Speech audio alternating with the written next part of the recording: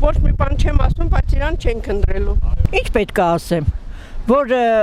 Արցախը հանձնեց, հիմա այլ ուզում են ենթադրենք Սյունիքնա, Զանգեզուրնա, Սևաննա, ինչի համար, Ալիևին հարստացնում է, ինչի համար, թե վախում Ալիևից, ինչի համար,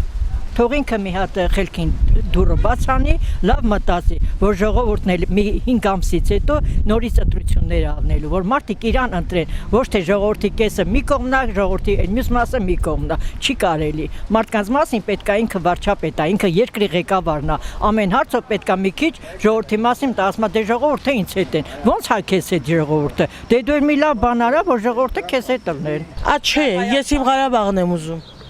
Փաշինյանին որ հանդիպեմ, կասեմ ախպեր,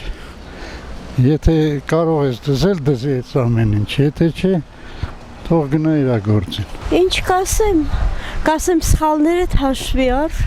եւ եթե կընտրվես, ապա աշխատիր զերծ մնալ դրանցից։